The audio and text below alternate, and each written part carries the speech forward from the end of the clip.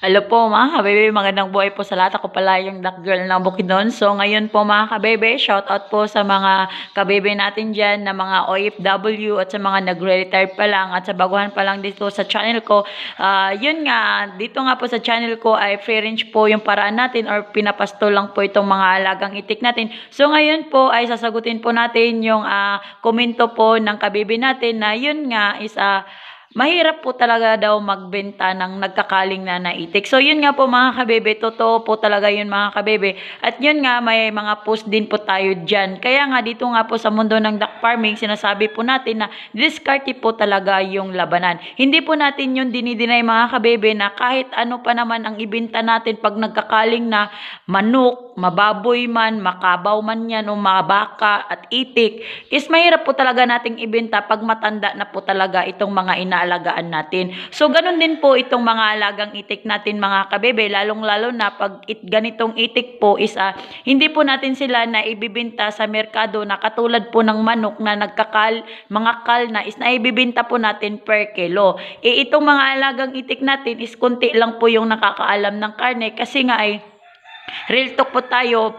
Ang mama ko nga hindi nga po kumakain ng itlog ng itik tas karni ng itik kasi malangsa. How much more na lang po kaya kung ibenta natin yan sa merkado. So yun nga po mga kabebe, may mga kuan nga tayong hindi natin yan sila na ibibenta. Hindi ko din po alam dito sa Pilipinas kung may nagbibenta ba ng mga itik na nagkakaling. Sa pagkakaalam ko is ang nagbibili lang din po niyan is yung mangiitik din po na nagsisimula pa lang. So yun nga po mga kabebe, ito nga po yung comment ng sir natin na sa pagkakaalam niya po daw talaga is napakahirap po talaga daw magbenta ng itik na matanda na. So yun nga po mga kabebe, lagi ko ngang sinasabi dito sa mga videos ko, pag magsisimula po tayo sa mundo ng itik is pag-isipan po talaga natin. Magsimula po tayo sa pakunti-kunti lang. Kasi kung in kaso is ang resulta is bagsak po tayo, at least po ay hindi po tayo mamumroblema. Kasi nga yung puhunan natin is konti lang. So may mga choices po tayo mga kabebe.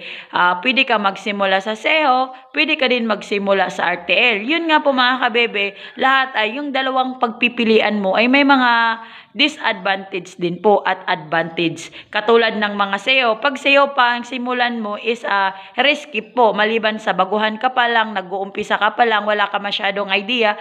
So, itong mga alagang SEO na in order mo is 5 to 6 months bago pa mangitlog. Kung wala kang saktong pang finance, is choice mo na yon, alam mo na yon. Pag RTL naman po yung pipiliin mo, yung RTL is dalawa din po yung pupuntahan niya. May RTL tayong Dumalaga at may RTL din po tayong 1 taon na mahigit or mahigit pa 2 taon. Yun ang sinasabi nating kaling. So, choice natin yun mga kabebe.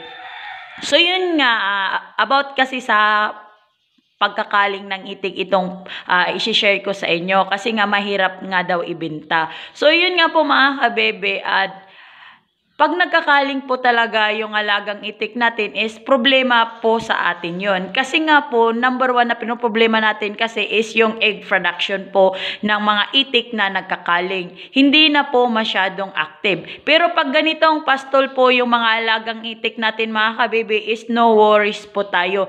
Kasi nga po hindi na po natin kailangan maglabas ng patoka kasi nga ay organic lahat ng kinakain at naipapastol natin dito sa area. Siguro pagkaling na itong mga alagang itik natin, number 1, yan po yung problema ng nagpo-poultry. Kaya dinidispose nila yung mga alagang itik nila na nagkakaling, binibinta nila sa market na mababa yung presyo at pinapalitan ng yung mga alagang itik nila na dumalaga. Kasi pagkaling na yung mga alagang itik mo sa poultry, sure na sure yun na lugi yung nagpo-poultry. Bakit? Kasi yung egg production po ng mga alagang itik nila na nagkakaling na is bumababa po. Kaya yan po yung number 1 na problema ng mga nagpo-poultry. Pero pag tayo na dito sa pastol lang yung mga alagang itik natin, 1 taon na mahigit or 3 taon is hindi po tayo nag-worry nun. Kasi nga ay organic po lahat nga yung kinakain. Hindi na tayo naglalabas ng patoka. Depende yun sa'yo mga kabebe kung madiskarte ka. Kung ikaw mismo gagawa ng formulate na feeds is no worries yun kasi diskarte mo yun. Yun yung tinatawag natin. Kaya yun nga po mga kabebe, Mahirap ba talaga ibenta ang kaling, nagkakaling? Oo, mahirap ibenta. Kung yung alagang itik mo, pinaabot mo na ng 4 na taon or 3 taon. Kung yung target mo naman is magpaitlog ng mga itik, pwede naman mga kabebe na 1 taon mahigit is dispose mo na. Kasi yung mga magbibili ng itik is alam na po nila yan. Kasi bago mo i-deal itong mga alagang itik mo, magtatanong yung pagbibilhan mo kung ilang taon na ba itong mga alagang itik mo. So pag sinabi mong ganitong taon, siyempre yung magbibili ng itik mo is nasa kanila na yun kung bibilhin ba nila or hindi. Kasi nga, kung ibenta natin itong mga itik natin na nagkakaling na medyo yung price is mas mataas-taas pa din, hindi talaga yan maibibenta. Kasi itong mga alagang itik natin na 2 to 3 years mga kabebe, pag ganitong pasto lang po yung paraan natin, sure na sure po talaga tayo na tiba-tiba yung nakuha na natin yung puhunan, nakaganansya pa tayo. Tapos ibenta mo pa itong mga alagang itik mo na nagkakaling.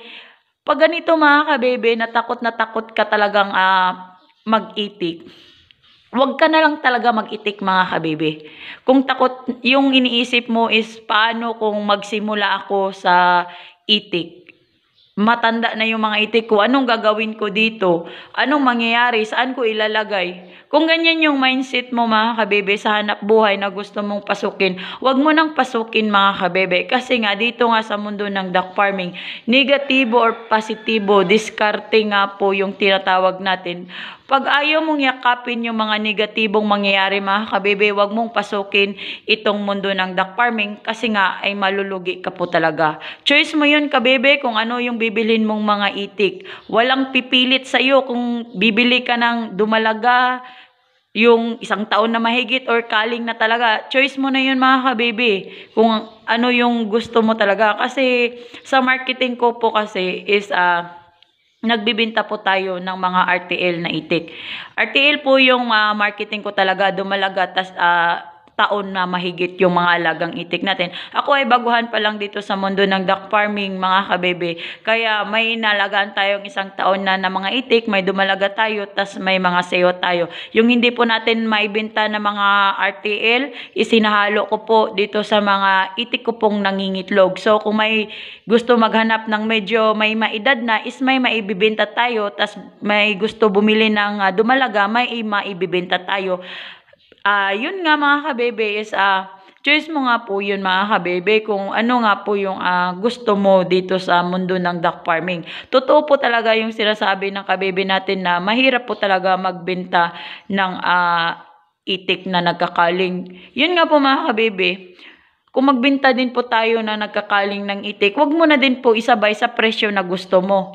Babaan mo yung presyo mo kasi may bibili pa talaga yung mahirap lang hanapan pero may bibili niyan. Kaya nga sabi ko nga sa iyo, much better nga kung magsimula ka man lang sa pag-iitik, magsimula ka sa konti lang.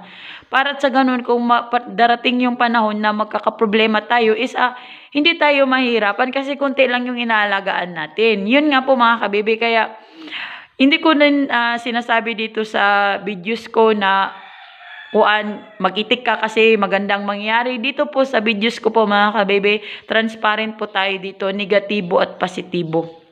Ito pong sinishare ko sa inyo mga kabebe kasi nga baguhan pa lang ako. Disclaimer lang po sa mga nag-aalaga na po ng dekada na mga itik. Ito po ay lagi ko pong sinasabi. Ito pong sinishare ko sa inyo ay base lang po ito sa karanasan ko bilang mangitik dito sa area na pinapasto lang po itong mga alagang itik ko. Ito po lahat ay binabahagi ko sa inyo kasi nga ay araw-araw ko po itong na-encounter at ito nga po yung naobserbahan ko din po sa area. At yun nga po mga kabebe, lagi kong sinasabi na hindi po talaga madali dito sa mundo ng duck farming. Kaya pag-isipan mo po ng mabuti. Kasi nga ay hindi po puro na lang positibo. Kundi isipin nga po natin yung mga negatibo. Yun po ang lagi kong sinasabi sa inyo sa mga baguhan pa lang dito sa channel ko at napanood nyo yung ganitong video. Tas syempre hindi nyo nasubaybayan yung mga videos ko na mga vlog ko. So yun nga, hindi ko kayo masisisi kasi mas maganda din po talaga na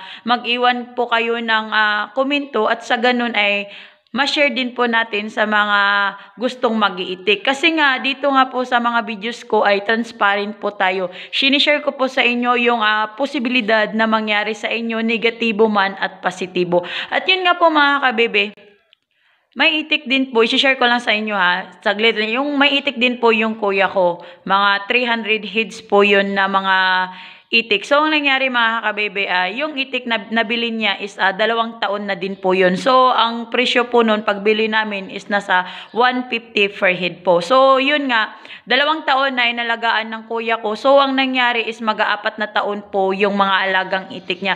So, masasabi na po talaga natin na kaling na po talaga yung mga alagang itik ng kuya ko. Pero nangingitlog pa din po yung mga alagang itik natin mga kabebe. Kasi nga, pinapasto lang po natin sila sa area. Kasi yung area na pinaglagyan ng kuya ko is siya lang din po yung mangitik doon. So, nakakaitlog yung mga alagang itik nila. At yun nga, hindi nga po ganun ka-active na tuloy-tuloy po yung 1 taon na pangitlog. So, ang nangyari, nangingitlog po yung nagkakaling na itik pag ganitong pinapastol natin is nasa 2 to 3 months po yung egg production po pag ganitong pinapastol lang po itong mga itik natin kasi nakadepende po tayo sa area. Kaya yun mga kabebe, nag-decide yung kuya ko na ibenta na lang po yung mga alagang itik niya. So, naibenta niya po yung mga alagang itik niya na 100 pesos per head. Ganun po kababa mga kabebe para lang maibenta yung mga alagang itik ng kuya ko na nagkaling na. Pero naibenta po mga kabebe. Kaya sinasabi ko sa inyo, totoo, mahirap po talaga magbenta ng mga nagkakaling na mga itik. Kung hindi man maibenta mga kabebe, di wala problema.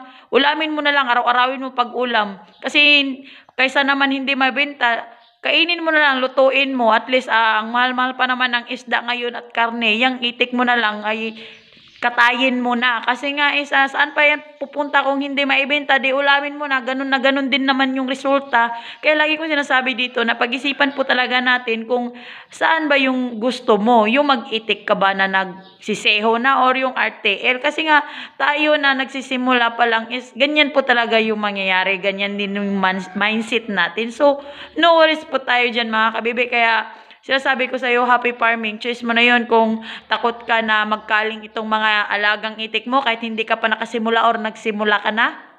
Huwag ka na lang mag-itik. Kasi nga, malulugi ka po talaga. Pag ganyan ang mindset mo, dapat mahalin mo yung ginagawa mo. Kasi negatibo man or positibo ang maibigay nila sa'yo, ay matatanggap mo yun. So, yun lang mga kabebe. Sana nga po ay yun lang na share ko lang sa inyo. Kasi nga, gusto ko din ipaliwanag yung side ko. At naiintindihan ko din po itong kabebe natin. Kasi nga, ay may karanasan na din po siya sa pag-iitik. At yun nga ay may mga itik din po daw siya na matagal na, tas mahirap nga daw na ibenta. So, totoo po yun mga kabebe. Kaya, wag po nating hintayin na 5 years yung mga alagang itik natin bago natin ibenta kung yung target natin is magpaitlog. So, yun nga po mga kabebe, 1 taon na nakuha mo na yung puhunan mo, na may na-income ka na. So, i-dispose mo na, tas magpapisa ka na naman uli. Kaya, para hindi tayo malulugi. Kasi, kung may nakabili man ng lagi yung sinasabi nga, ulit-ulit, kung may makabili man ng itik na medyo nagkakaling na, choice na yun eh. Yun yung mga